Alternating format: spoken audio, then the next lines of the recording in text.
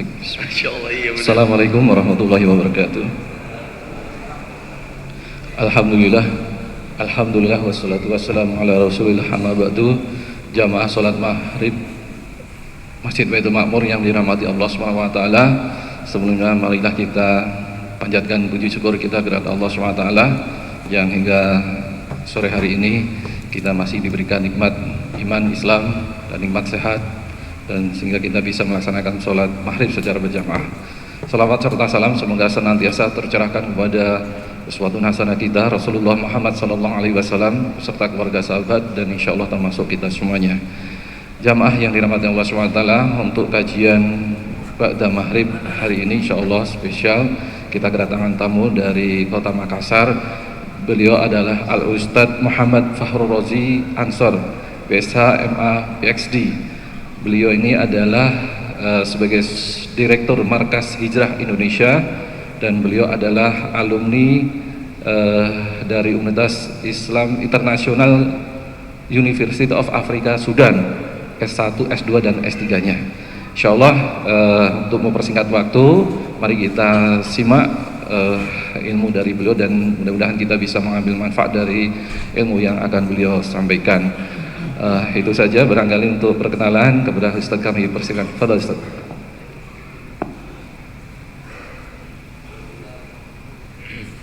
Bismillahirrahmanirrahim. Alhamdulillah. Alhamdulillahilladzi hadana li hadzal din wa ma kunna linahtadiya laula an hadana Allah. Alhamdulillah alladzi bi ni'matihi tatimmus salihati bi fadlihi taqsal ghayat. Adada khalqihi wa ridha nafsihi wa zinata arshihi wa midada kalimatihi. Subhanaka ya Rabbana la nuhsi thana'an 'alaika anta kama athnayta 'ala nafsik.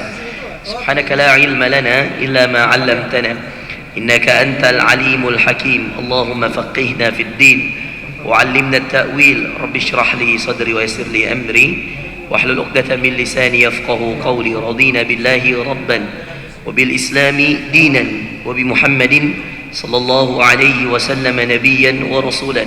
اللهم صل وسلم وبارك وأنعم على المبعوث رحمة للعالمين محمد ابن عبد الله صلوات ربنا وسلامه عليه وعلى آله وأزواجه وأصحابه ومن تبعهم بإحسان إلى يوم الدين. أما بعد, ikhwah sekalian yang dimuliakan Allah, wahayyikum bitahiyatil Islam, tahiyat ahlil jannah. Assalamualaikum warahmatullahi wabarakatuh. Alhamdulillah, atas izin Allah Subhanahu wa taala, pada maghrib hari ini saya bersyukur Allah izinkan untuk kembali bisa bermajlis bersama jamaah di Masjid Baitul Ma'mur. Ya, Masya Allah, terakhir seingat saya 2019 ya, sebelum Covid ya.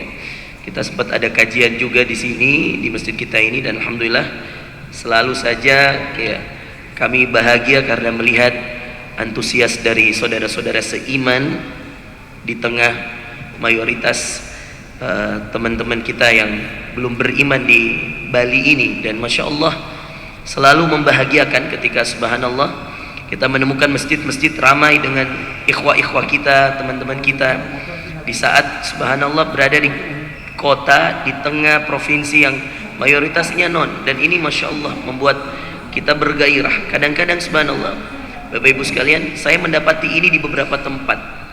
Saya pernah diundang ke Eropa Bapak Ibu sekalian, di Belanda, di Italia, kemudian di Prancis, di Belgia, 4 negara. Saya menemukan subhanallah mayoritas di sana non muslim, tapi persatuan kaum muslimin itu kuat. Ada namanya Masjid Maroko, namanya masjid yang dibangun oleh orang Maroko. Itu kalau salat semua di situ, orang Indonesia, orang India, Uzbekistan. Itu Masya Allah terwujud yang dinamakan girah kaum muslimin, persatuan kaum muslimin. Nggak ada lagi membedakan mana negara ini, mana berkulit hitam, mana Afrika, mana Eropa. Nggak ada ikhwas sekalian, karena mereka merasa minoritas. Dan subhanallah akhirnya gara-gara merasa minoritas itu mereka punya persatuan yang luar biasa. Jadi kadang-kadang jangan salah ikhwan ya. Saya menemukan di Milan aja contohnya, ada komunitas KMIM, Komunitas Muslim Indonesia Milan. Di Milan itu ada segelintir orang-orang Indonesia yang Masya Allah suka dengar kajian.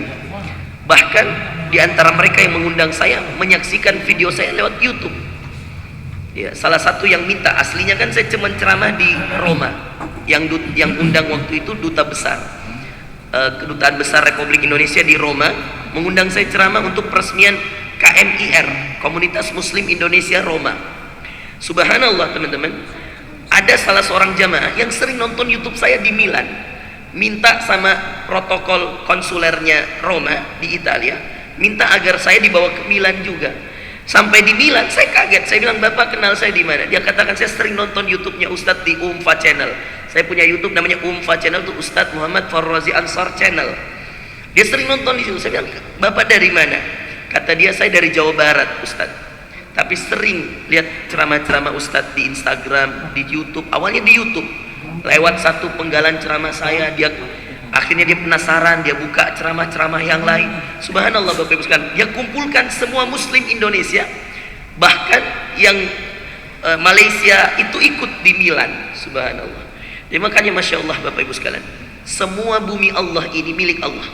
Bali ini bumi Allah, Roma bumi Allah, Amerika bumi Allah, semuanya bumi Allah, semuanya ciptaan Allah Bapak Ibu sekalian. Anda terima nggak terima, kita yakini tidak yakini, inilah kenyataan.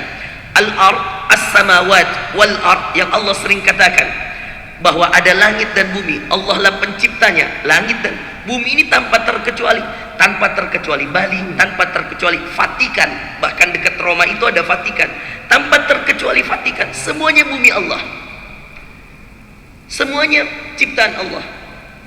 Dan kita perlu merasa bahwa semua tempat ini berhak untuk disujud. Kata Rasulullah SAW, ju'ilat, ya, dijadikan bumi ini masjidan wa tahuran, dijadikan semua bumi, selama itu masih bumi Allah, ya, dan selama itu ciptaan Allah. Ju'ilat li al-ard masjidan wa tahuran, kata Rasulullah, dijadikan bumi ini tempat saya sujud, tempat mensucikan. Jadi debu-debunya bisa mensucikan, ya. Dan itulah kemudian kenyataan yang harus kita terima, bahwa subhanallah, ya, semua yang kemudian kita lihat, semua yang kita terima dari apa yang telah Allah takdirkan adalah bagian daripada penciptaan Allah Subhanahu wa taala. Jadi kita nggak boleh mengatakan, ya, saya berada di tempat minoritas Ustadz, lalu kemudian kita, ya, bermalas-malasan untuk kajian, bermalas-malasan untuk ibadah. Nggak boleh Bapak Ibu sekalian, karena kita tidak pernah nyangka. Bahkan ini ceritanya tadi Jepang, karena sering kajian, awalnya ngundang Ustadz, sudah semakin banyak kaum muslimin, akhirnya salah seorang pengurus masjid di Jepang latihan, awalnya pakai buku, latihan khutbah Jumat. Setelah latihan khutbah Jumat, belajar, baca, lama-lama Bapak Ibu sekalian, lama-lama dia terbiasa. Setelah 10 tahun, 20 tahun, karena sudah banyak materi yang disampaikan, lama-lama jadi ustadz di Jepang. Iya. Minoritas lah, iya. Tapi karena sering kajian, siapa bilang kemudian harus punya latar belakang agama lalu bisa mendakwahkan agama Allah? Siapa bilang teman-teman? Dr. Zakir Naik, saya pernah menemani beliau di Makassar. Waktu itu beliau tur 2018 atau 17, ya, ke beberapa daerah termasuk Makassar waktu itu. Acara intinya di Unhas. Saya pembina panitia waktu itu. Saya yang sambut Dr. Zaik, kita yang bawa ke hotel Novotel, saya yang temani makan siang, saya pertemukan dengan rektor, wali kota dan seterusnya di Unhas, Universitas Hasanuddin.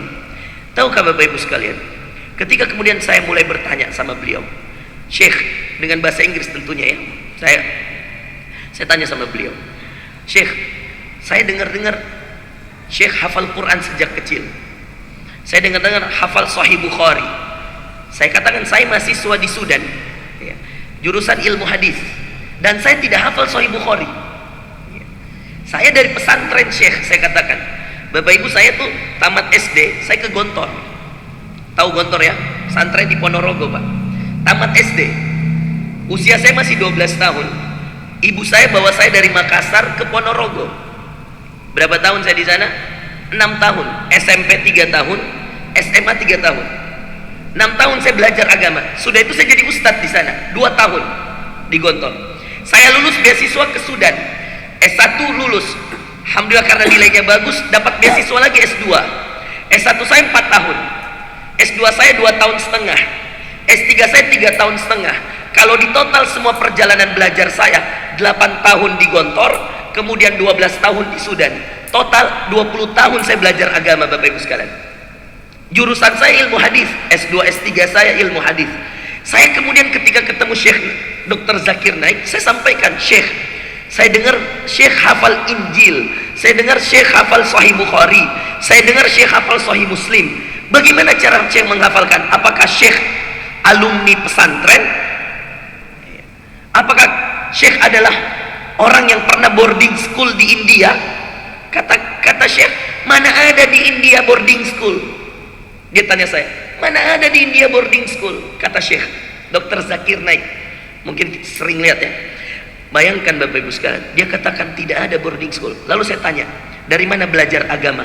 Dia katakan kalau ada pengajian-pengajian beliau ikut. Dan kalau beliau ikut, catat. Sejak usia 6 tahun. Masih kecil kayak gini. Jadi Pak, jangan remehkan anak-anak usia-usia seperti ini untuk ikut kajian. Anak-anak yang dibawa kayak itu tuh dengar-dengar biasa itu. 4 tahun, 5 tahun dianggap anak kecil itu nggak mendengar, dianggap anak kecil itu nggak mengerti. Salah. Justru subhanallah, Ibnu Abbas itu ikut pengajian Rasulullah. Abdullah bin Abbas, dia menjadi orang periwayat hadis nomor 5. Abdullah bin Abbas menjadi salah seorang sahabat Rasulullah yang paling mengerti Al-Quran setelah Ubay bin Ka'ab, setelah Zaid bin Sabit, setelah Abdullah bin Mas'ud. Di antara yang paling ngerti Quran, Abdullah bin Abbas. Tahukah Anda usia berapa dia mulai ikut kajian? 5 tahun. Usia berapa dia jadi imam? Anda pernah dengar kisah seorang sahabat mengimami ya, para sahabat senior pada sholat tarawih? Usia 9 tahun sudah jadi imam Abdullah bin Abbas. Usia berapa dia meriwayatkan hadis? Bapak Ibu sekalian, dia meriwayatkan hadis usia 15 tahun. Bahkan Pak, waktu masih usia kecil, usia 8 tahun, mungkin ada yang pernah dengar ceritanya, usia 8 tahun sampai 9 tahun kira-kira seperti itu, dia bermajlis bersama Rasulullah Sallallahu Alaihi Wasallam. Lalu kemudian duduklah Abdullah bin Abbas.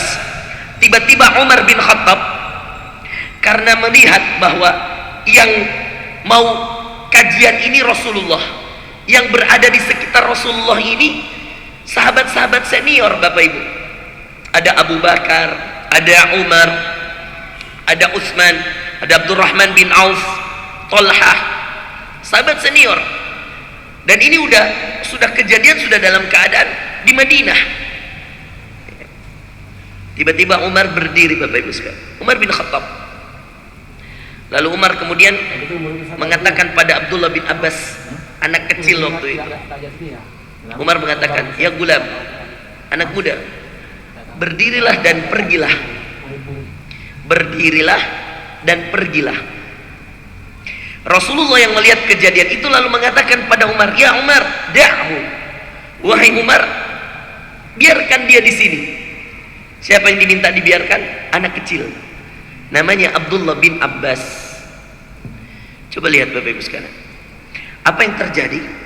Lalu kemudian Rasulullah SAW mengatakan pada Umar, karena dia mengetahui sesuatu yang kalian tidak ketahui. Kenapa? Karena dia mengetahui sesuatu yang kalian tidak ketahui. Umar memasang muka penasaran, muka wajah yang penasaran. Apa yang diketahui anak kecil yang tidak diketahui kita para sahabat? Padahal di situ ada Abu Bakar, ada Umar, dan sahabat-sahabat senior yang lainnya. Tahukah kemudian apa kata Rasulullah Sallallahu Alaihi Wasallam? Kata Rasulullah SAW, ya Umar, mada taqul fi qawlillahi idza jaa nasrullahi wal fath wa ra'aitan nasa yadkhuluna fi dinillahi afwaja fasabbih bihamdi rabbika wastaghfir innahu kana tawwaba. Surah apa ini? An-Nasr. 3 ayat Pak dalam Quran. Perhatikan Bapak Ibu sekalian, surah yang jumlahnya 3 ayat cuma 3. Surah dalam Al-Quran yang jumlahnya 3 ayat cuma 3. 3 ayatnya, 3 surahnya. 1 wal as innal insana lafi khus illa alladhina amanu wa amilus solihati wa tawasaw bil haqq wa tawasaw bis sabr. 1. Surah kedua yang cuma 3 ayat, inna a'tainakal kautsar, al-kautsar. Surah ketiga, idza jaa nasrullahi wal fath. Pertanyaan Rasulullah ke Umar waktu itu, apa perkataan, apa yang kalian biarkan anak kecil ini, karena dia mengetahui apa yang kalian tidak tahu. Lalu kemudian Rasulullah baca ayat ini, lalu bertanya pada Umar, ya Umar, mada taqul fi hadhil aqwal. Dia katakan, apa pendapatmu, pemahamanmu tentang ayat ini, idza jaa nasrullahi wal fath. Kata Umar, ya Rasulullah, kan idza jaa nasrullah itu kan artinya jika telah datang kepada kaum muslimin pertolongan dari Allah. An-Nasr itu pertolongan. Wal fath itu pembukaan kota Mekah. Makanya di juz ke-26 ada surah namanya Al-Fath. Inna fatahna laka fathan mubina. Pembukaan kota Mekah. Artinya setelah Rasulullah hijrah, Rasulullah berhasil kembali menaklukkan kota Mekah. Itu namanya pembukaan Al-Fath. Maka subhanallah, Umar mengatakan makna dari idza jaa nasrullahi wal fath adalah Allah sebentar lagi akan mengirimkan pertolongannya kepada kita kaum muslimin. Seorang sahabat ditanya lagi, lalu apa menurutmu? Kata Rasulullah, lalu dia mengatakan, ya Rasulullah, ini tanda kita akan berjaya, umat Islam akan sampai pada titik kemenangannya. Hampir semua menjawab sama jawabannya. Dipanggil Abdullah bin Abbas, ya gulam ta'al, ya gulam ta'al, hai anak kecil maju. Lalu diberitahulah sama Abdullah bin Abbas. Kata Abdullah bin Abbas, kata Rasulullah pada Abdullah bin Abbas, ya Abdullah. Atau biasa Rasulullah panggil Abdullah bin Abbas itu dengan 2 panggilan, ya gulam atau ya Abdullah, wahai hamba Allah. Ya Abdullah, madza qauluka fi hadhihi surah? Apa perkataanmu dalam surah ini? Kata Abdullah bin Abbas, coba bayangkan, apa jawabannya Abdullah bin Abbas? Hadhihi surah tadullu ala qurbi wafati Rasulillah. Apa jawabannya? Kata Abdullah bin Abbas, hadhihi surah ini tadullu ala qurbi wafati. Wafat, apa artinya wafatun? Wafat. Surah ini kata Abdullah bin Abbas menunjukkan sebentar lagi Rasulullah wafat. Subhanallah. Anak kecil berani bilang, itu Umar, Bapak Ibu sekalian, merah wajahnya, berani sekali anak ini. Tapi siapa yang berani mengganggu Abdullah bin Abbas? Anak dari paman Rasulullah, Abbas. Abdullah bin Abbas ini anaknya Abbas. 2 anak muda. Perhatikan Bapak Ibu sekalian, saya jurusan ilmu hadis. Hanya 2 anak muda yang paling banyak meriwayatkan hadis. Kalau urutan periwayat hadis terbanyak yang Anda bisa baca di Sahih Bukhari, Sahih Muslim, ini namanya Sahihain. Anda bisa baca di Sunan At-Tirmidzi, Sunan Abi Dawud, Sunan An-Nasai, Sunan Ibni Majah. Ini namanya Kutubus Sittah, buku hadis yang 6. Ditambah Muwatta Imam Malik, Sunan Ad-Darimi, Sunan Daruqutni. Ini namanya Kutubut Tis'ah atau Musnad Imam Ahmad sebagian riwayat. Ini di semua buku ini, buku hadis ini pasti ada nama 6 orang ini. Karena 6 orang ini periwayat hadis terbanyak. Izinkan saya bacakan sesuai urutannya. Dari 6 ini, 2 orang anak muda, 2 orang anak kecil. Yang masih kecil ikut kajian bersama Rasulullah. Siapa 6 ini Ustaz? Yang paling pertama Abu Hurairah, 5.374 hadis. Ini nggak ada lawan. Paling pertama Abu Hurairah. Dan apa hikmah dari Abu Hurairah? Hikmahnya, jangan pernah merasa malu kalau terlambat belajar agama. Kenapa?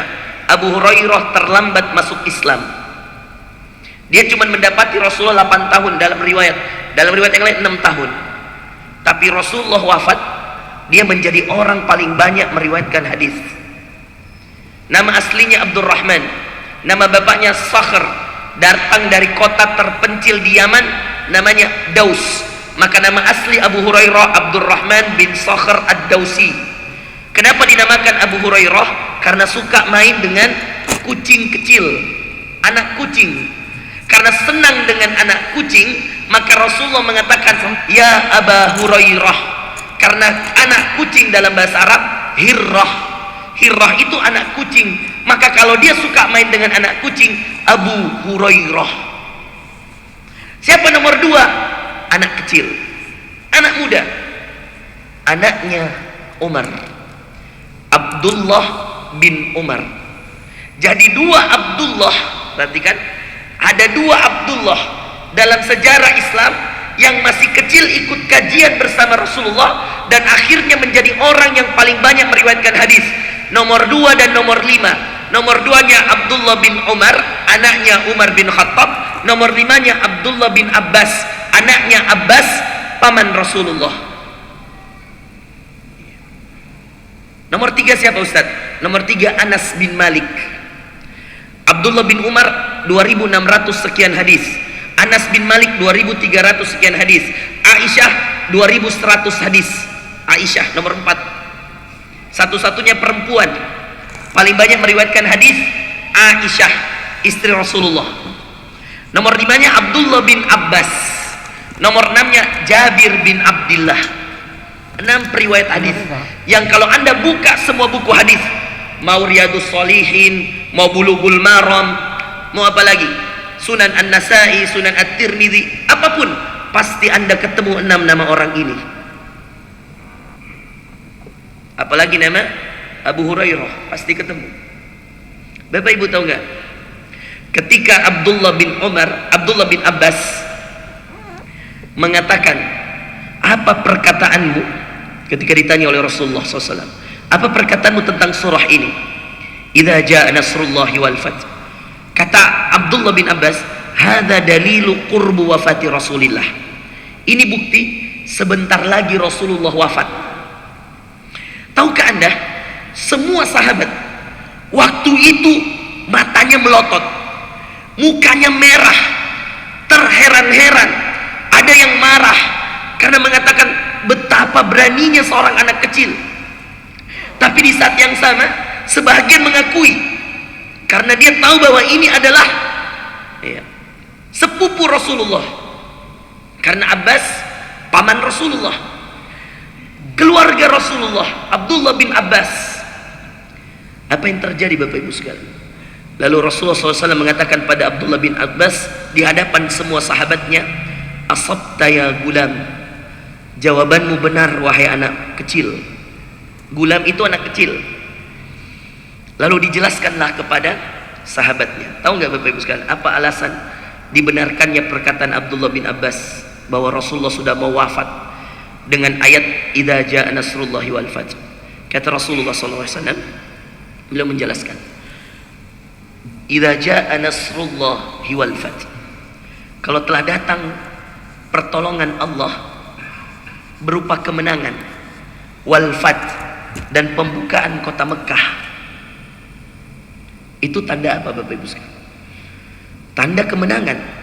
Tapi mohon maaf, secara tafsir, secara cerdas, seorang Abdullah bin Abbas, karena dia anak kecil yang hatinya masih bersih, lalu Allah titipkan ilmu kepadanya, mengatakan ini bukti sebentar lagi Rasulullah wafat. Kenapa? Karena kalau kemenangan sudah datang, wa ra'aitan nas, dan kalian melihat manusia yadkhuluna fi dinillahi afwaja, berbondong-bondong masuk ke dalam agama Allah, maka itu tanda sudah selesai tugas Rasulullah. Kalau selesai tugas Rasulullah, itu tanda Rasulullah akan wafat. Kenapa akan wafat? Karena tugasnya sudah selesai. Apa tugas Rasulullah?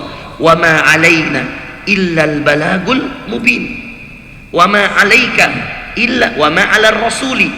Ya, semuanya tidak ada tugas bagi seorang rasul illal balag, kecuali menyampaikan al-mubin. Al-mubin itu apa yang nyata, yang jelas dari wahyu Allah. Maka kalau sudah selesai menyampaikannya dan orang sudah masuk Islam dan kota Mekah sudah kembali direbut, sudah kembali dimiliki, maka tugas Rasulullah selesai. Kalau tugasnya sudah selesai, nggak ada yang lain, wafat. Maka subhanallah Bapak Ibu sekalian, dari sini kita belajar bahwa belajar itu tidak mengenal usia. Yang kecil belajar, yang tua belajar. Abu Hurairah yang terlambat masuk Islam belajar. Maka agama ini Bapak Ibu sekalian, dasar utamanya ayat pertama yang dibaca oleh imam. Apa ayat pertama? Rakaat pertama tadi imam baca surah apa? Al-Alaq. Surah apa? Al-Alaq. Al-Alaq. Apa ayat pertamanya? Iqra. Iqra.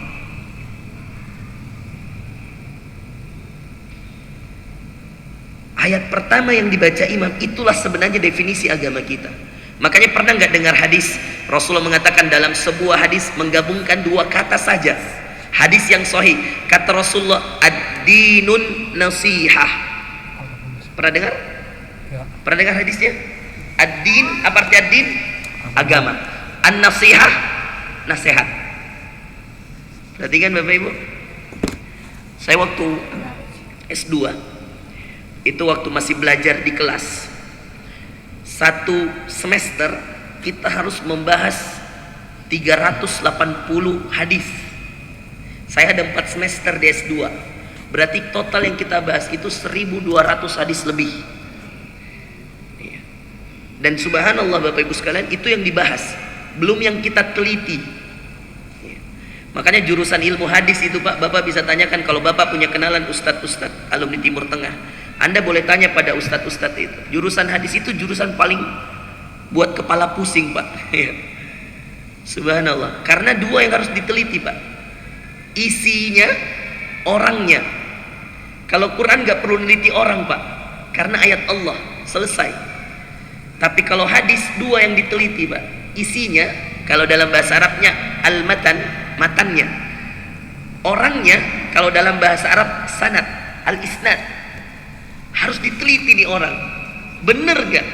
Dari Bukhari, Imam Al-Bukhari sampai Rasulullah itu kadang-kadang ada 4 orang, ada 5 orang, bahkan ada sanad terpendeknya Imam Bukhari itu cuma 3 orang. Imam Bukhari, kemudian ada 3 orang, lalu Rasulullah. Jadi Bapak Ibu sekalian diteliti itu. Tahu nggak Bapak Ibu sekalian? Ketika saya meneliti ayat, meneliti hadis, ad-dinun nasihah, agama ini adalah nasihat. Kenapa bukan agama ini ad-dinus shalah? Kenapa agama ini bukan, agama ini adalah sholat? Bukankah sholat adalah tiangnya agama? Tapi kenapa Rasulullah menjelaskan agama dengan satu kata, an-nasihah? Kenapa agama ini bukan al-ibadah? Kenapa Rasulullah tidak mengatakan ad-dinul ibadah? Bukankah kita ini wa ma khalaqtul jinna wal insa illa liya'budun?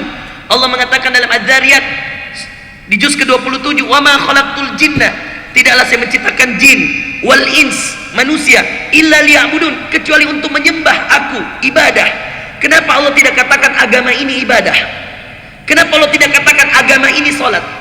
Kenapa Allah tidak katakan, iya, melalui lisan nabinya, melalui lisan Rasulullah? Kenapa saya katakan Allah? Karena apa yang diucapkan Rasulullah itu berasal dari wahyu. Apa ayatnya?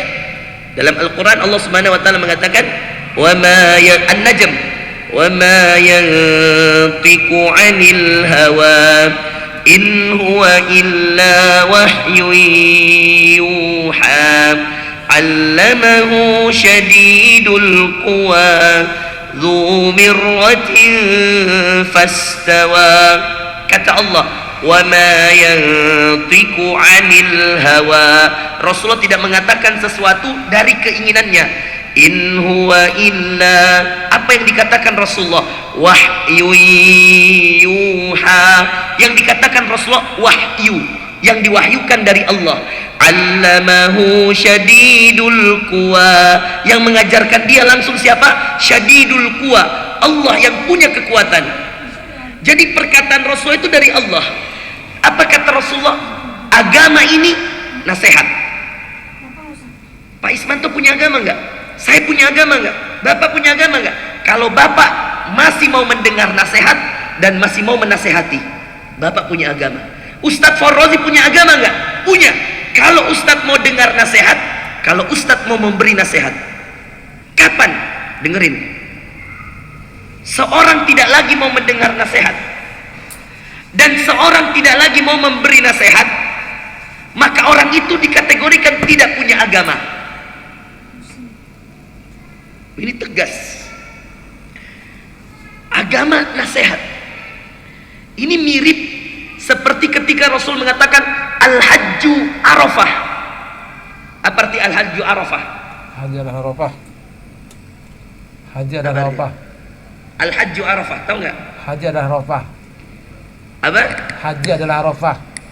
Siapa yang bisa terjemahkan? Apa arti Al-Hajju Arafah? Haji adalah Arafah. Haji itu Arafah. Apa maknanya kira-kira, Pak? Haji itu Arafah. Oh, coba Bapak, apa?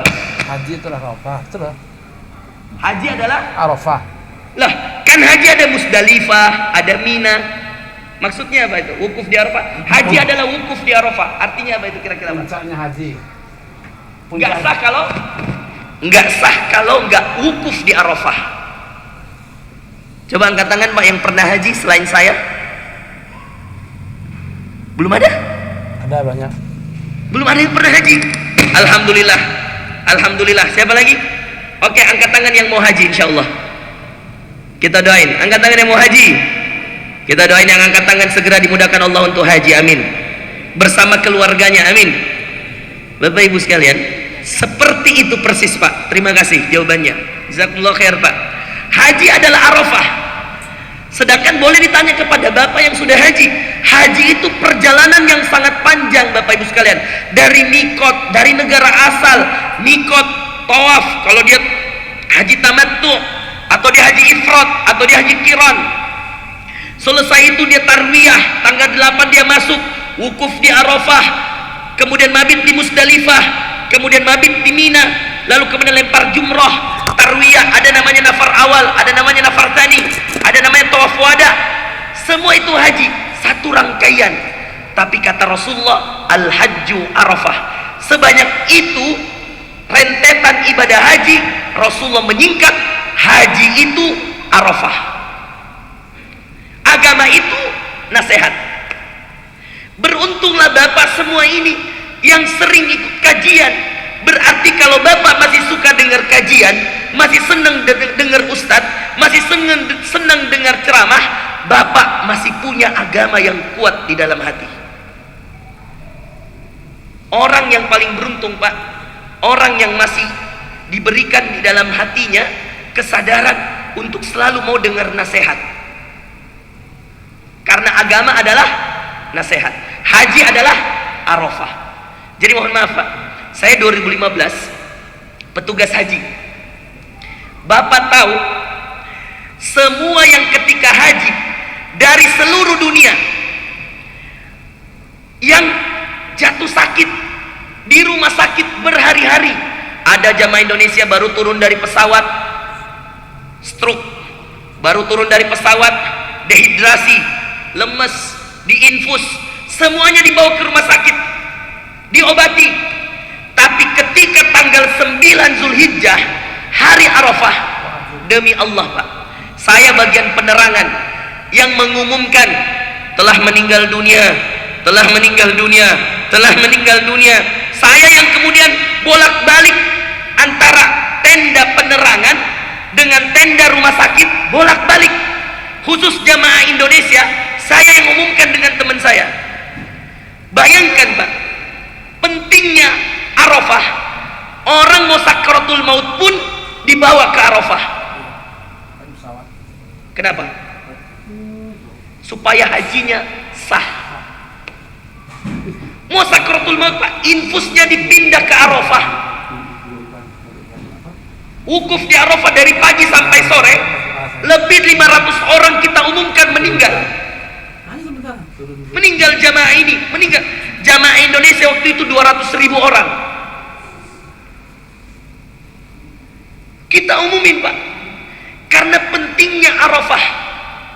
Wukuf wajib, nggak ada Arafah, nggak sah hajinya. Makanya Rasulullah mengatakan Al-Hajju Arafah. Sekarang agama. Kalau tadi haji Arafah, inti dari haji adalah Arafah. Sekarang saya tanya, inti dari agama apa? Inti dari agama? Subhanallah. Unik ya. Inti agama apa? Nasihat. Jadi hati-hati nih. Kita yang kemudian ketika ada ustadz kajian, terus kita bilang, saya udah lama kajian, saya udah nggak butuh nasihat. Itu tanda agamanya sudah mulai berkurang di dalam hatinya.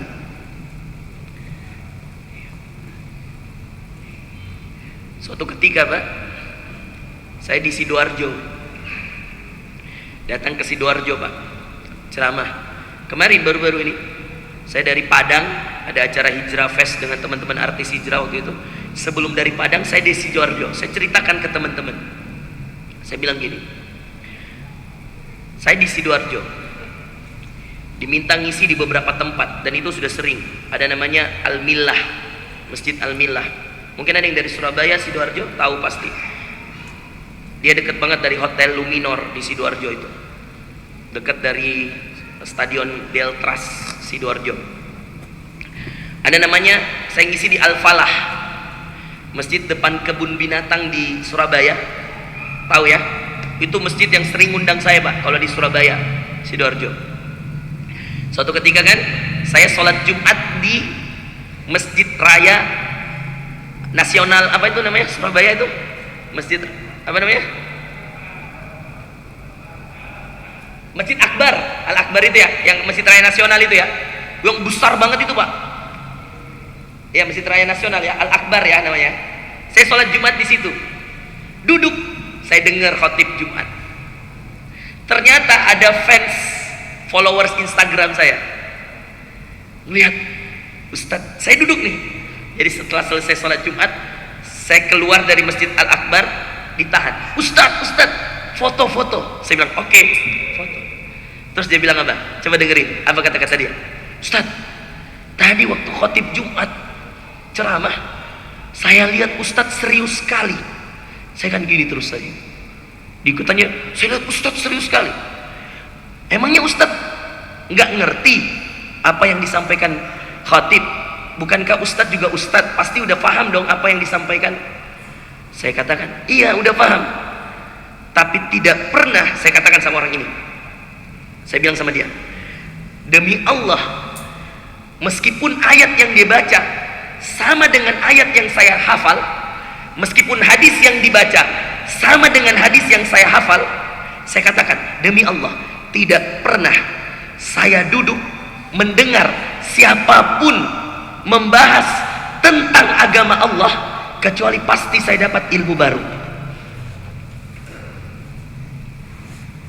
Dia katakan, Ustadz kan sampai S3 di Sudan, Ustadz alumni pesantren, masa sih Ustadz? Saya bilang, iya, demi Allah. Biasa Pak, ada di beberapa masjid itu, kalau sudah sholat jamaah, jadi bisa kalau saya traveling ke Bandung, kemana, ceramah, ada safari dakwah, terus kita sholat zuhur. Setelah sholat zuhur, biasanya ada pembacaan buku. Kayak waktu saya ceramah, waktu saya sholat di Bali itu apa namanya? Ibnu Battuta ya. Ada masjid Ibnu Battuta kan? Waktu itu saya sholat zuhur, singgah. Saya sholat, ketika saya setelah sholat zuhur, saya jamaah asar. Sudah saya jamaah asar, nah pengurusnya itu langsung ambil buku Riyadhus Shalihin, duduk. Padahal saya ini Pak jurusan ilmu hadis, saya dosen ilmu hadis. Setelah saya sholat asar jamaah, saya langsung duduk dengarkan dia. Bayangkan, ini imam masjid buka baca. Setelah itu dia kasih nasihat, dia cerita tentang nasihat. Percaya nggak Pak, saya nangis. Padahal hadis yang dia hafal, hadis yang dia baca saya hafal, hadis yang dia baca saya ajarkan di kampus di Stiba Makassar, saya dosen hadis. Tapi ketika imam ini yang bahas, hati saya tersentuh, saya nangis. Padahal hadis ini sudah saya hafal dari semenjak saya di Gontor, di pesantren. Tapi kenapa ketika imam ini bahas di Masjid Battuta, saya nangis. Itulah agama Pak. Memang kita hidup ini sampai kita mati, intinya harus terus memberi nasihat, harus terus menerima nasihat. Nggak ada orang yang sempurna agamanya, nggak ada Bapak Ibu sekalian, kecuali Nabi kita Muhammad SAW. Setelah itu para sahabat. Umar bin Khattab, waktu dia jadi Amirul Mukminin, dia jadi pemimpin Pak, dia lagi naik di atas onta, tiba-tiba ada seorang rakyatnya mengatakan, "Ya Amirul Mukminin, wahai pemimpin orang beriman, apakah kamu rela melihat rakyatmu jalan sedangkan kamu naik onta?" Turun Umar, turun, dinasehati sama seorang rakyat. "Apakah kamu rela melihat rakyatmu berjalan dan kamu naik onta?" Turun Umar.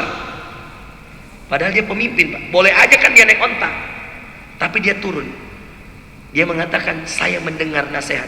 Lalu orang itu mengatakan, "Ittaqillah, wahai Amirul Mukminin, bertakwalah pada Allah. Kamu masa naik onta, kami jalan." Turun Umar. Subhanallah. Makanya pernah nggak dengar hadis, kata Rasulullah SAW, orang yang paling keras hatinya, orang yang paling terlaknat, keras hatinya, nggak bisa menerima nasihat, itu adalah orang yang kalau dikatakan kepadanya, "Hei saudaraku, bertakwalah pada Allah," lalu dia menjawab, "Jangan urus agamaku, urus agamamu." Pernah dengar hadisnya? Subhanallah. Orang yang paling keras hatinya, kata Rasulullah, yang terlaknat adalah orang yang kalau dinasehati, "Saudaraku, bertakwalah pada Allah," lalu dia mengatakan, "Kamu nggak usah ngurusin saya." Ini orang yang paling terlaknat dan keras hatinya.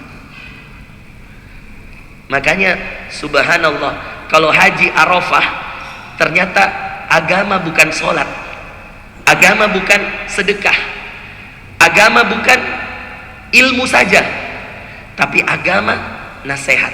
Nasihat itu masuk di dalamnya sholat, nasihat itu masuk di dalamnya Quran, nasihat itu masuk di dalamnya sedekah. Agama adalah nasihat, haji adalah Arafah. Subhanallah.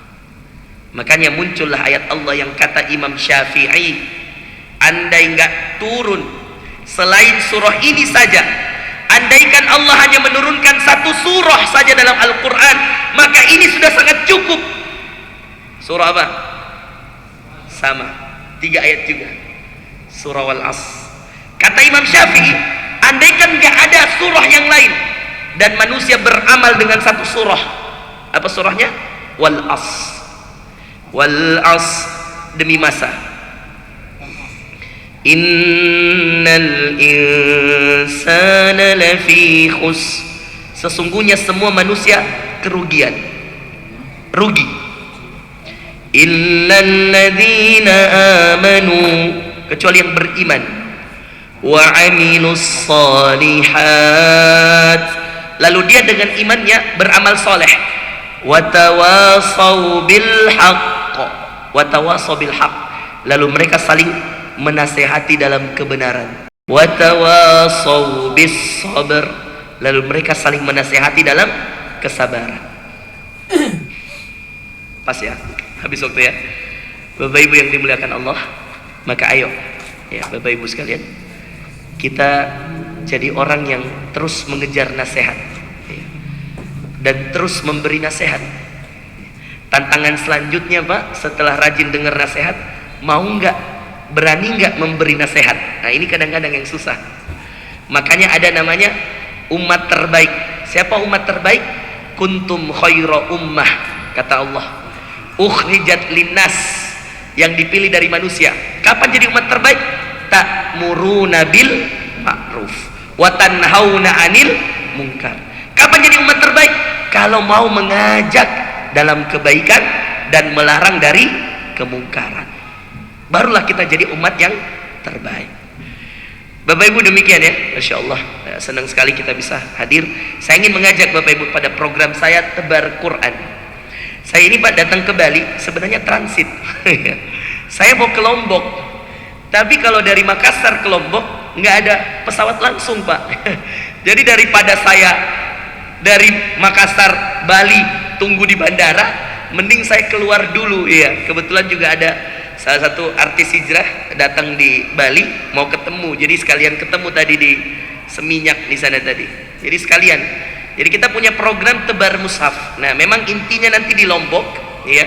Tapi saya sudah minta Pak Ismanto tadi mencarikan beberapa lokasi di Bali yang kita bisa kasih Al-Quran. Ya, Quran ini Quran yang saya cetak di Jawa, ya, di Jakarta, untuk mereka yang membutuhkan, yang kadang-kadang korban bencana, mu'alaf dan seterusnya, kita bantu, Pak. Dan saya bawa sendiri, saya biasanya bawa tim.